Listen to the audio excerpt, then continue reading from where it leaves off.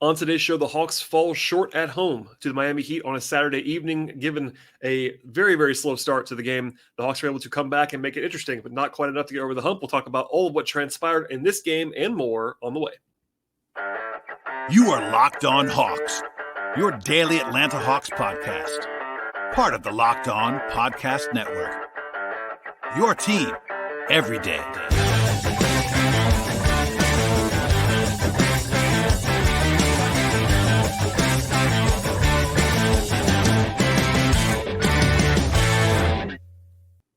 Hello, friends. Welcome to episode 1586 of the Locked On Hawks podcast.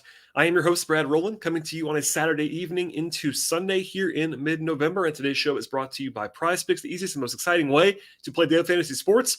PrizePicks.com/LockedOnNBA is the place to go. Use promo code LockedOnNBA for first deposit match up to $100. Check it out now with PrizePicks. I also want to tell you at the top of the podcast to make us your first listen each and every day here at Locked On Hawks.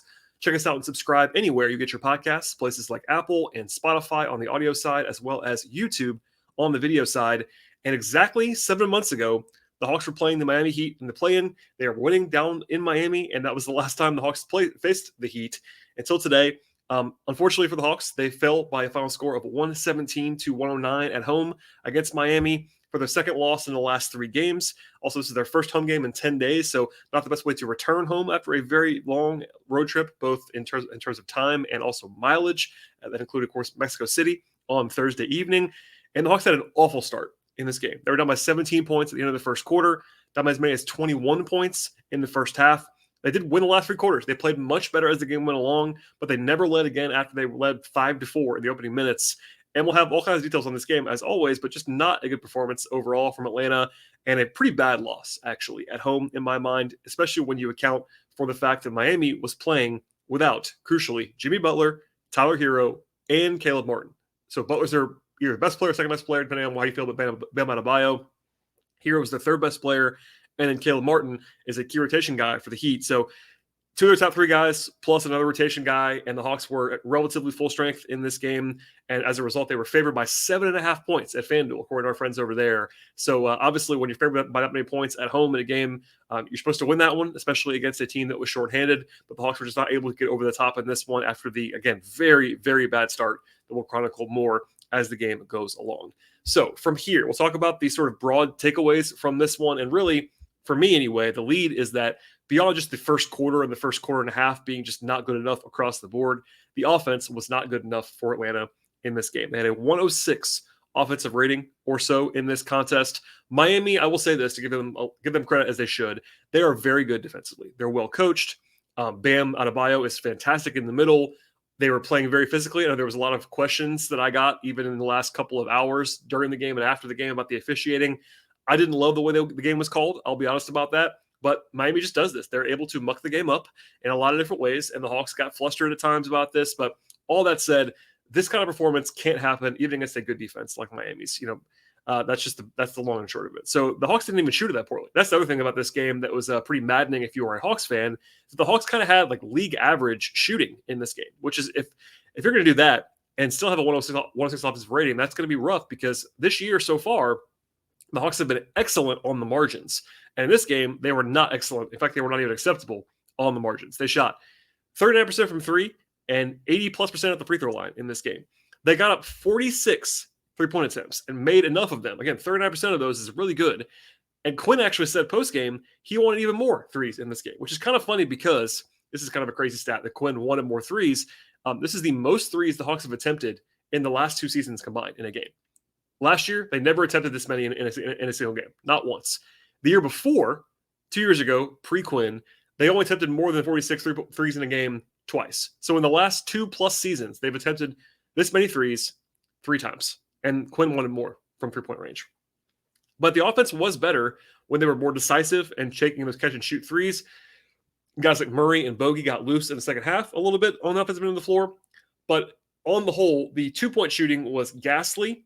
And also, the Hawks were not able to take care of the ball. So other than like being solid on the offensive glass in this game, and they were, what really bit them was 2-point shooting and turnovers. The Hawks had 22 turnovers in this game, and they led directly to a pile of points for Miami And that is the single biggest stat of this game, honestly. The Hawks were sort of driving into crowds when they drove into the paint. Quinn noted that's kind of where the turnovers came from. I agree with that, watching the game again. They had 8 from Trey and DeJounte, and that's not great, but that's actually not an awful number for the two guys who play a lot of minutes and have the ball in their hands a lot. The problem is you cannot, if you are the Hawks, deal with the rest of the team, non-Trey, non-DeJounte, having 14 turnovers. Like 3 or 4 each from guys like Hunter and Bay, and Capella, etc. Just too many bad ball security moments in this one. Only, again, 2 from Bogey, off the bench, etc. So it is, sorry, not Capella. Johnson had 3, as well as Hunter had 3, and all that stuff. But anyway, it was just rough, let's just say. Ball security-wise, it was something you just can't deal with. And the Hawks also just could not push the pace. Now, they got better at that as the game went along, but coming into the night, the Hawks were number 1 in the NBA in transition frequency, meaning that they are running and running well. They were top 3 in efficiency as well. In this game, they were not awful by the end, but the first quarter, they couldn't get out and run at all. And given that the Hawks had an 88 offensive rating in the half court of this game, they were not able to get anything going against Miami's zone defense. Long story short, the Hawks were not good enough offensively in this game. That is the big takeaway for me in this one. And look, I've talked about this a lot recently and dating back to the summer. This is an offense-first team. And look, not every night are they going to be great. That's not what I'm saying. But for a night that the Hawks shot a ton of threes and made 39% of them to be able to only score at this meager level against a great defense, yes, but still, it's just not good enough. You got to be better than that, and they all know it, I'm sure. Defensively, look, it wasn't very good either. They had a 111 defensive rating. Now, that actually is good enough for the Hawks on most nights. That's a pretty good number in an aggregate, but context is key here. So Miami was 27th in the league in offensive rating coming into tonight. That's bottom 5, of course. And then you take away Hero and Butler, their 2 top perimeter creators in this game. And look, the talent that they had in this game, I would say Miami, if they're not the worst offensive talent in the league available tonight only, no Jimmy, no Hero, they still would be in the bottom 3. Like, I think if you simulated the season over 82 with just this roster that Miami had tonight, they would be in the bottom 3 offensively, and the Hawks couldn't stop them for about the first quarter and a half. Miami also bailed the Hawks out with poor shooting. In fact, the Heat shot 32% from 3 in the game, which isn't like awful, but isn't good. And actually, the 3 starting guys around Kyle Lowry and Bam Adebayo. So Duncan Robinson, who's a great shooter, Jaime Jaquez, and Haywood Highsmith. The 3 of those guys for Miami, 3 starters in this game, combined to shoot 3 of 22 from 3. And the Hawks still could not get over the hump in terms of stopping them enough. They did really regress, I think. Miami was not great in the middle of the game, 3-point shooting, but you're supposed to win when 3 of their starters, including their best shooter in Robinson, with this team, and they still shoot that bad from 3, it doesn't really matter. Mid-range was a big swing, though. I have to note this before we move on the podcast. This is headlined by Bam Adebayo, who was, by the way, just fantastic in this game on offense and defense. Bam's shot diet's not always the best. He took some very contested, difficult mid-range turnaround attempts in this game. But Bam made as many shots in the mid-range or floater range, that extended range, basically from non-rim twos all the way out to 3-point line. He made as many shots from that area as the entire Hawks team. Miami, as a team, was 12 of 18 on shots inside the arc, but outside the paint. But basically, like the non-rim 2-point attempts. That's a really good number, obviously. A lot of that was Bam. The Hawks were 8 of 24 on the same shots. So Miami took 6 fewer of them, which is what you want to do. You actually don't want to take a lot of those shots, but they made 4 more of them. They shot 67% on those shots, and the Hawks were 33%, 8 of 24. And there you have it. 2-point shooting and turnovers were where the Hawks lost this game on the broad side of things, and they won the rebounding battle. Like, the Hawks had a lot of things like in the stat sheet, they were actually not so bad. And if the game began in the middle of the second quarter, the Hawks would have won this game going away.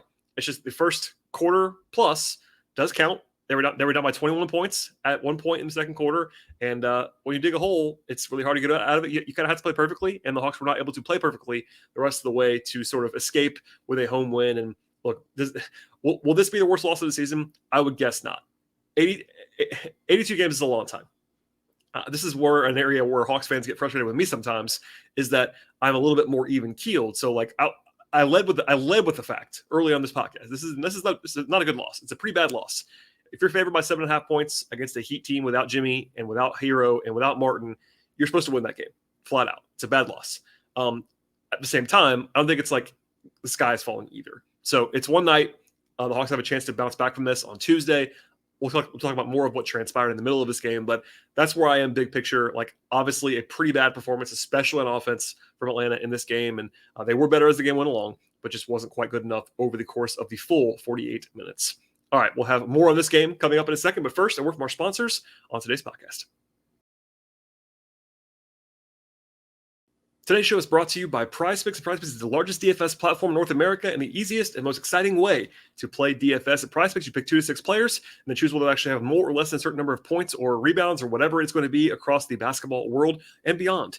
You win 25 times the money on your entry, up to that anyway. And with basketball season already being here, you can now pick combo projections across football and basketball from the Specials League, which is a league created specifically to have combo projections that include two or more players from different sports or leagues. For example, you can have LeBron James and Travis Kelce, a combination of those two guys from 3-point range, plus receptions. Like, they have all kinds of creative things there at PrizePicks, and they have huge selections of sports and stat types are offered there and not anywhere else. It's a very unique place to be. They have projections on the NFL, NBA, MLB, NHL, PGA, and many more. They also have a reboot policy, so your entries stay in play even if one of your guys gets injured.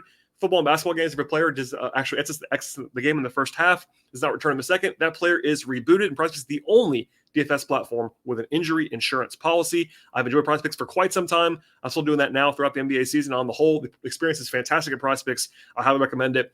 And you should go to prizepicks.com/LockedOnNBA. Use promo code LockedOnNBA for first deposit match up to $100. That's one more time, prizepicks.com/LockedOnNBA. Use promo code LockedOnNBA when you get there. Check out daily fantasy sports made easy with PrizePicks.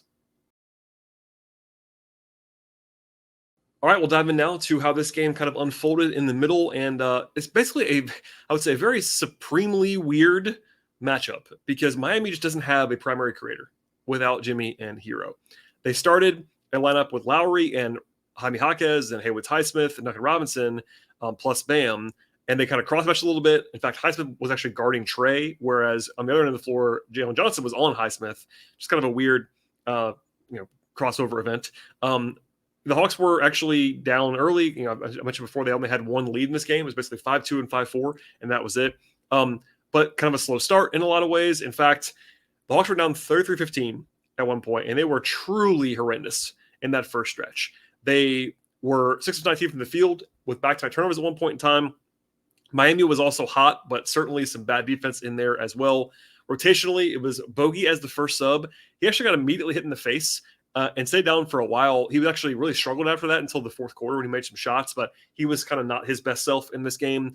And then Bayan Okongwu. And then probably the only positive on the night in a lot of ways was the return of Wes Matthews to make his season debut. Matthews, of course, signed for the minimum for the Hawks coming out of the summer. Veteran presence, all that fun stuff, but obviously a good defender as well. He missed the first 8 games of the season with a calf strain. He did play in 4 preseason games, so it wasn't like totally unfamiliar, but he came into the game when Trey came back in and gave them kind of that 10th man role that he played 7 minutes. I thought he looked pretty good, but obviously upbeat about that. He was excited to be back. So was Quinn to have him, etc. I will say Matthews got called for an offensive foul and Quinn leaped off the bench, like immediately, was very mad. If probably the most mad that I've ever seen him in terms of at an official. The Hawks were, I'll stop here. The Hawks were pretty visibly frustrated with the officiating in this game, especially given that they were home. Trey got a T later on in the game. Quinn was he did his best to tiptoe around it in the post game. He kind of just talked about like the external factors, which I'm assuming meant some of the officiating in this game. But they were pretty perturbed at different times, and Quinn also kind of anger, maybe emotion challenged that play that he didn't like and lost that challenge. But anyway, the first quarter was a nightmare for Atlanta. It just was. The defensive end of the floor was really bad. And again, I will hat tip the Heat. They made a bunch of shots in that first quarter. They shot 68% from the floor. Obviously, that's going to be some tough shots in there, but 10 assists, 1 turnover for Miami. They were just dialed in the first quarter. In fact, this is maybe the worst stat of the night from the Hawks. The Heat scored 38 points on their first 20 possessions. That is a 190 offensive rating. Again, 1.9 points per possession for a while in this game for Miami. And the offense was bad for the Hawks as well. As I mentioned before, Matthew got sort of the ninth man role. He played only like a couple of shorter stints. No AJ Griffin in this game. That's not what I know what Hawks fans want, and I totally agree with them. I had an inkling that they might play Wes Matthews in this game after he was upgraded to being in, but we'll see. Kind of TBD on the long term there, but wouldn't surprise me if Wes played some, as I've been saying kind of repeatedly all summer long. Anyway, second quarter was a little bit better, but I have to say, like, for instance, Bam was, I think he made his first 6 turnaround jumpers from that mid-range. Like, he's not going to make those all the time. That was a little bit of, I will say there was a little bit of unluckiness there. Some make or miss league stuff from the Hawks, but still. Atlanta did climb back within 13 mid-second quarter, and then Miami had another run, a 10-2 run, to go up by 21 points mid-quarter. And this is probably the worst stretch of the night from the Hawks, like, individually. They actually turned the ball over 6 times in an 8-possession span. Yes, 6 turnovers and 8 possessions. That included, by the way, a 5-second violation coming out of a timeout. That just cannot happen. The focus level for the Hawks in the first quarter, obviously, again, long trip, jet lag, all that stuff, they were not ready to play in the first quarter, which is frustrating. But that can't happen. And then there's another play where, there was a shot blocked. Later on in this game, Jalen Johnson kind of caught the ball standing out of bounds when it would have obviously been off of Miami. Just some mental mistakes across the board for Atlanta in this contest. Now, they did have their best run of the game at the end of the first half, 17-4, actually 8 straight at one point. And then after some turnovers by the Hawks, actually, they closed with 3 straight threes. They kind of got it going a little bit. Snyder know this at the end of the game as well, but Miami hit a big, big three literally at the buzzer of the first half when the Hawks actually had kind of it going for a while, and that kind of maybe threw them off a little bit. First half was really rough on both ends of the floor. But look, they're down by 11. They were still very much in this game at halftime. And for the third quarter, they kind of just failed to capitalize. So the big thing was that Miami had a 10-0 run in the middle of the quarter to put the Hawks back down by 17 points. And in that stretch, the Hawks had 7 possessions on offense. They were 0-3 from the floor, and they had 4 turnovers. So this is a crazy, really bad stat. I said it before, kind of briefly in a different way, but the Hawks had 22 turnovers in this game.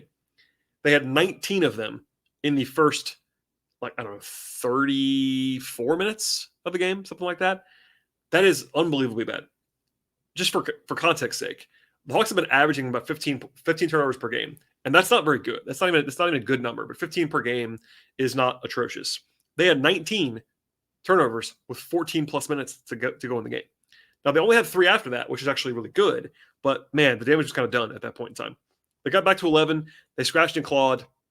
And look, through 3 quarters, the Hawks were 14-34 from 3. If all you told me was that they were going to shoot that well from 3 and they'd be down 11, I'd have been very, very confused. And they just were. So there you go. The Hawks were able to hang around in the fourth quarter. They got down 16 with 7 minutes to go. It was probably over at that point in time. They went smaller at kind of for the rest of the game in a lot of ways. They played 100 to 4 with Trey, DJ, and Bogey. Trey and Bogey hit a couple of threes to get them back kind of in touch in the fourth quarter. And then Trey got the technical foul I mentioned before. The Hawks actually went to the Haka Highsmith, which is not what you would expect for a non-center, but they were fouling intentionally Haywood Highsmith, who came into the game sub 50% from the line in his career. It's a pretty small sample size. He actually made 3 out of 4, so it actually didn't work. But that was at least creative to kind of increase variance, we'll say. They got it down to 8 with 2.5 minutes to go, and that was kind of as close as it really got. It got down to about 6, I think, with 51 seconds to go, and then they had a good defensive trip. And this is their best chance to get back into the game. But then in trademark fashion, Lowry went right up through Capella's arms for a foul, and that basically ended the game. And that was that. So in the second half, again, the Hawks won the second half by 3 points. The Hawks won the last 3 quarters by 9 points. They just dug themselves a hole that they could not get out of. And I will say, they didn't play great in the second half. They were not as good as they could have been. And I did say to Lauren Williams at one point of AJC that I thought the Hawks were going to win the game. And they were down by 15 points. I think it was late first half, maybe something like that, maybe early third quarter. But the run just kind of never came. They had the one big run at the end of the first half, and it got stymied at the very end by both the end of the half and also the three that Miami hit at the very end. But just couldn't quite get that 8-minute stretch together where they were just dominant. To not dominate one of the quarters in the second half was frustrating against a team that was not as good as they are. And we'll talk about it more in a second. But the Hawks just didn't get a lot of high-level performances from anybody in this game. In fact, it's hard to find a guy who you would say played better than their norm, better than their average. Maybe DeJounte Murray from 3, hitting 5 threes. I would say maybe Capella played well after the first couple minutes where everybody was kind of bad. But they got not a lot from the forwards. Hunter was not great. Johnson was not great. Bay was not great. etc. Bogey struggled to the very end of the game. Trey was not very good for the most part. So yeah, it was just not great on the whole. I'll talk about the player stuff in a second with regard to how each individual player performed. Before we get to that, though, a word from our sponsors on today's show.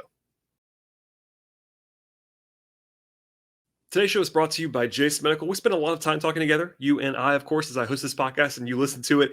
We get fired up together on wins and frustrated on losses. We talk about who starts and who sits and dive deep in basketball together on a daily basis. I'm thankful for that connection that I have with my listeners, and I want to check a little bit more stuff that's more personal, perhaps. I've learned now that you can get a 1-year supply of ED medications and many other things with regard to Jase Medical. You bring on the extended travel, bring on the next disaster or supply chain issue. Don't worry, you are covered with Jase Medical. You also don't have to worry about whether you actually refill your generics or prescriptions. And that's possible now because of our friends at Jase Medical. Go online right now to jasemedical.com to receive your 12-month supply on your daily medication. And remember to use that promo code locked on at checkout for a discount as well.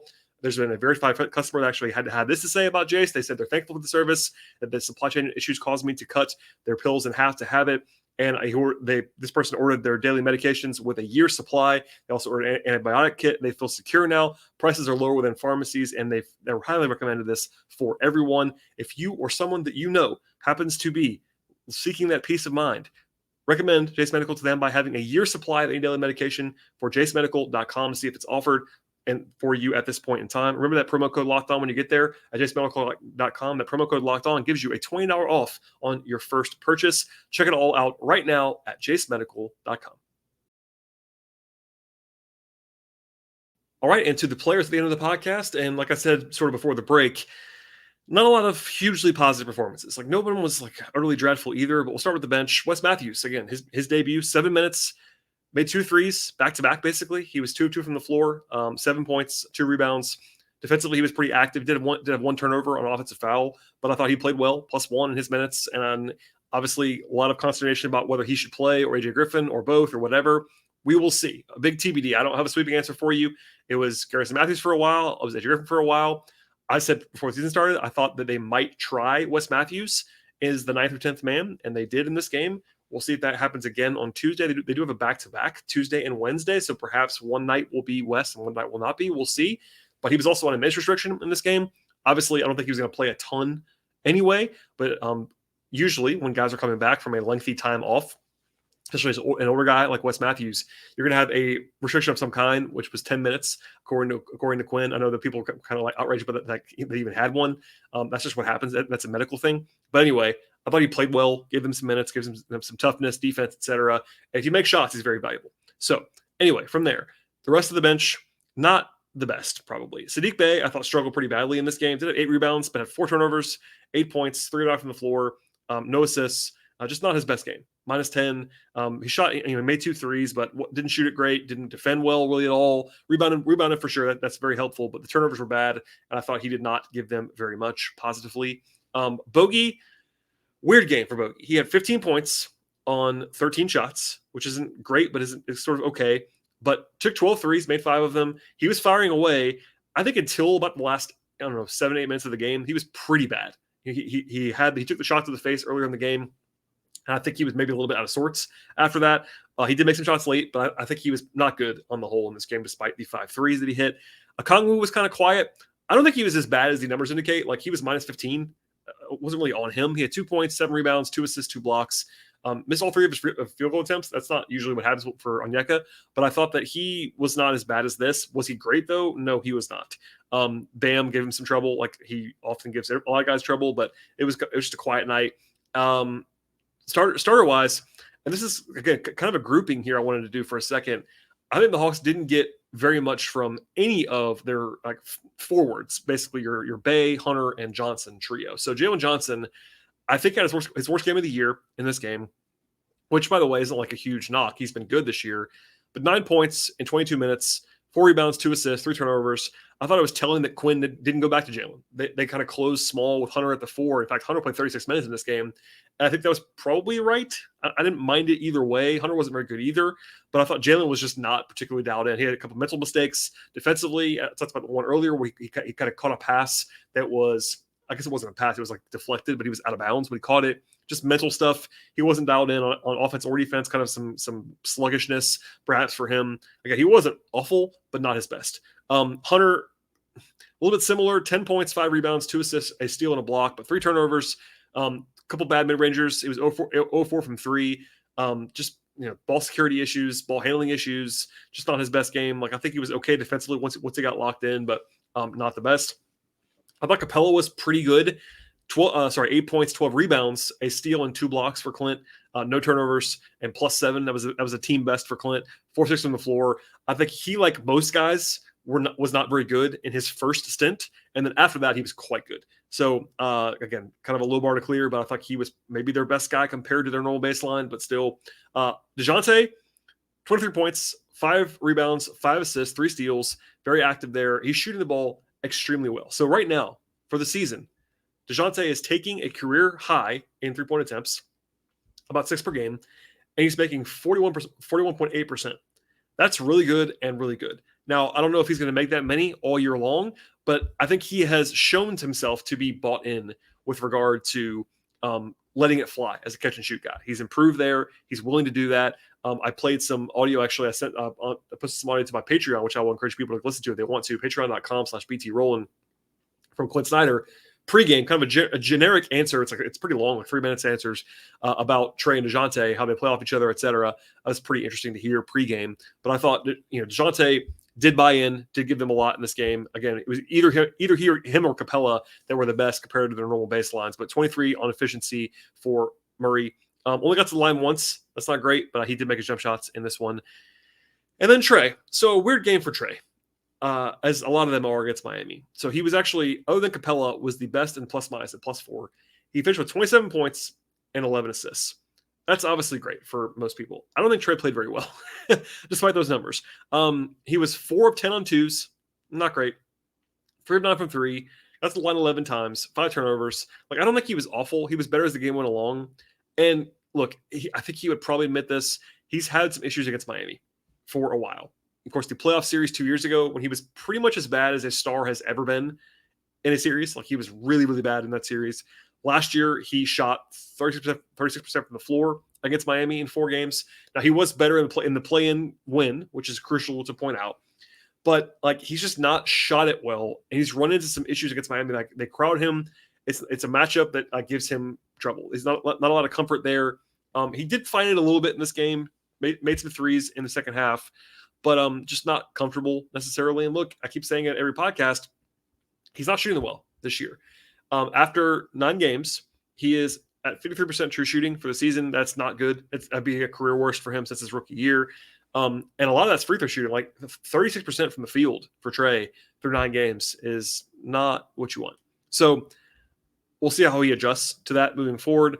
He was better in the second half, as most guys were, but that's kind of the theme of the night that I'll kind of end with here. The Hawks just had, they're not good enough to have a quarter and a half, basically, of, really bad play. And given that it was the start, I don't want to gloss over the fact they had to travel back from Mexico City. I'm sure it was kind of a tough turnaround, but it just wasn't good enough in the first quarter plus, and it bit them on the way to a loss in the spot. And they're now only 2-2 at home, which is not what you want. You're going to want to win at a pretty high clip at home to be where the Hawks want to be as a top 4, 5, 6 seed this year. And 2-2 to start things off, not exactly how the way I'm sure that they would draw it up at this point in time. So from here, as we sort of sign off on today's podcast, a couple days off now, not necessarily off, I'm sure they'll practice, but they don't play a game again until Tuesday. And that's actually the beginning of the Hawks in-season tournament run. I will have another show between now and then, and I'll talk about this a little bit more in depth, but this is the next thing on the agenda. The Hawks will finally start this in-season tournament with a game against Detroit. So keep an eye on that. We'll talk about that more later on in this week coming up before that game. But before I also sign off, I will remind everyone again for maybe the last time. I'm not sure if I'm going to do this consistently the entire season, but there is some extra content coming in the audio-only feeds of this podcast. So if you're subscribed on Apple or Spotify or Google, etc., on the audio-only side, don't be surprised by that. There's some bonus shows coming from the network and Locked On Sports Atlanta, so those will be in there. Listen to them, download them, etc. It's not me, but I'm not going anywhere, I promise you. I'm still going to be there. It's just some extra bonus content coming to you in the feed from the network. And also, I encourage you to subscribe to the podcast anywhere you get your podcasts. Spotify, Apple, Google Podcasts, Overcast, all those places on the audio side, Podbean, etc. YouTube on the video side, where I also love it if you were to like the show and subscribe to the alerts, hit the bell, etc. Ratings and reviews, very much appreciated always across the board. And please tell a friend about the podcast. If you have a Hawks fan friend in your life, I would love it. It would be a huge favor to me if you shared this podcast with them. Hopefully they will dig in and become an everyday listener to the podcast. But anyway, you can also follow the show on Twitter/X at LockedOnHawks. Follow me there if you'd like to as well, at BT Rowland. I write about the Hawks as well. Patreon.com/BT Rowland for all of that, including some bonus audio and my own thoughts and game previews, etc. That should all be there for you. And anyway, that's all I have today on the Saturday into Sunday. In fact, now it's Sunday as I'm done recording this podcast. We are post midnight here in the middle of November. But anyway, enjoy the rest of your weekend. Stay tuned, and I'll see you all next time.